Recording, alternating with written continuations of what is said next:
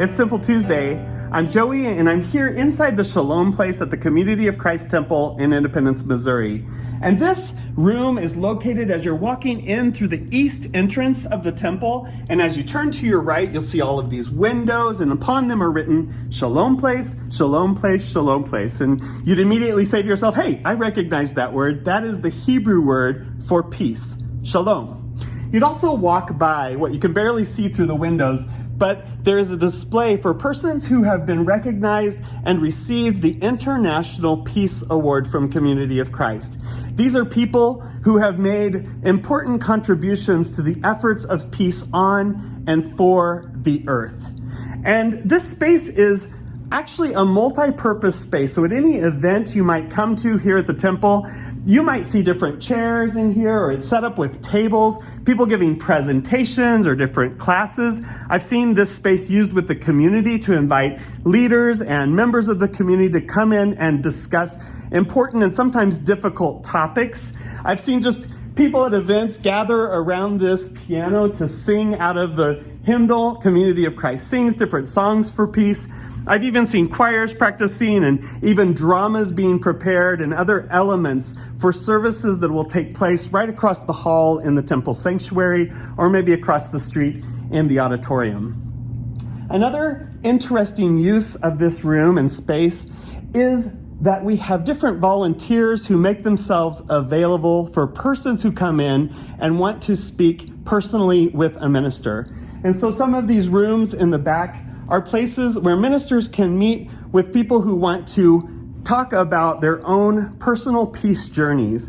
They might talk about some of the brokenness and suffering that they are experiencing or people in their lives are experiencing. And it might be a place where they ask for hope and healing. And it might end with prayers in there. Someone might even ask for the sacrament of laying on of hands in this space. In 2019, President Steve Veazey ended his remarks at the conference with a really important question. He said to the World Conference, to the church, to the members and friends of Community of Christ, are we headed toward Jesus, the peaceful one?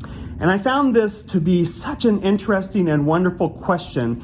It caused us to reflect not only of, are we going to be a people of peace, but how will we become a people of peace? It called us maybe out of our own personal agendas for peace, what we want for ourselves and for our immediate families, and called us to a communal, a larger vision of God's understanding of what peace might look like, not only for us, but for all of creation and for everyone in the world.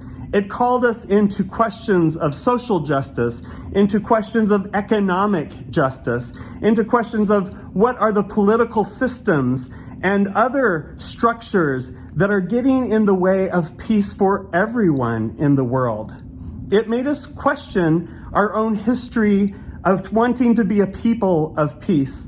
In fact, it's almost ironic that the Shalom place sits above the museum here in the temple. And so if we were to go down one level, we would actually be in the temple museum, and we'd probably be right in front of a display case with many artifacts from the Nauvoo Legion, part of our history. And inside that display case, you would find a sword, and you would find some epaulettes, and you would even find a sash, reminding us that we have not always taken the most nonviolent measures in our pursuit of peace.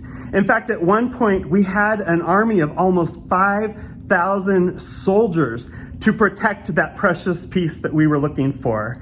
And so this question of Steve Veazey's pulls us back into our history to remind us that we need to be a repentant peace movement, to see where peace has not always been our best efforts for God's vision for this world, and to then make a change, to be able to ask that important question, make a change, and continue to move toward Jesus, the peaceful one. Another way that that has happened, and I think it might not just be coincidence, that this important question was given by President Veazey in the same conference where a resolution was presented and accepted on nonviolence. This resolution, 1319 of World Conference Resolutions, asks the church to spend 3 years discussing the place that nonviolence has in our pursuit for peace on and for the earth. And in response to that, the First Presidency asked that all of the reunion materials for 2021 focus on this question and begin to open up an exploration and a conversation of the place that nonviolence has, the role that nonviolence will play in our pursuit for peace on and for the earth. So here is your challenge today. Go to Community of Christ's website, www.seaofchrist.org, and in the search bar, type Reunion 2021 and download the adult lesson materials. These are several articles that open this exploration of what place nonviolence has in our community of faith and in our role and pursuit of peace on and for the earth. And I have a second challenge. For anyone who wants to write in the comments, just write an answer to this question. What crucial role has nonviolence played in your personal pursuit of peace on and for the earth? And we'll see you next week.